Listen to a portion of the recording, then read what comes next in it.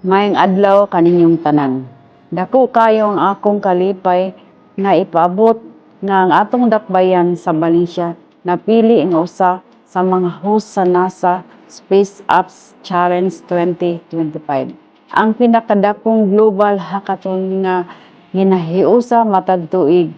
Kini nga kalihukan magiusa sa libuan ka mga bright minds gikan sa kapin 150 ka mga nasod.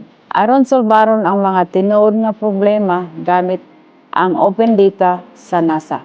Kasuporta ang inyong lokal na panggamhanan tungod kay gatuo kita sa gahom sa inobasyon.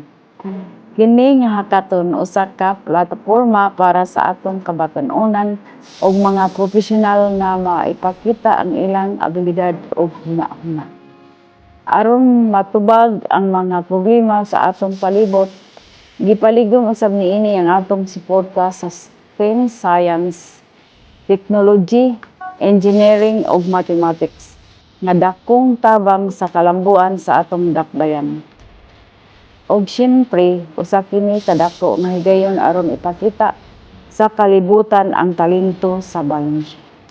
Mapasigurahon kita nga ang atong lungsod puno sa world-class nga mga innovator nga andam mo kompetensya ug mo kolaborar internationally.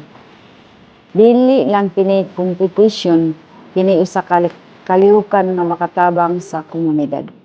Ang mga proyekto nga buhaton sa hackathon makatabang sa pagsulbad sa lokal nga mga isyu sama sa disaster preparedness, urban planning o environmental protection. Makatabang kini sa pagtukod og future-ready workforce, pinaagi sa pag-practice sa coding teamwork o critical thinking, mga skills nga kinahanglan sa modernong panahon.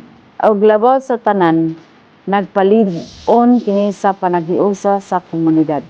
Ginahiusa niini ang estudyante, professional ug mentor sa usa ka network sa innovators nga magpadayon sa pagtabang sa atong syudad bisan human sa edad. Sa tanang moapil, hinumdumi nga dili lang kamo moapil sa usa ka hackathon, kamo mahimong kabahin sa usa ka global nga lihok para sa kausaban. Congratulations, Valencia City! Ipakita nato sa kalibutan ang atong talento, ang atong kaisog ug atong panaghiusa. Daghang salamat ug padayon ta sa pag-uswag.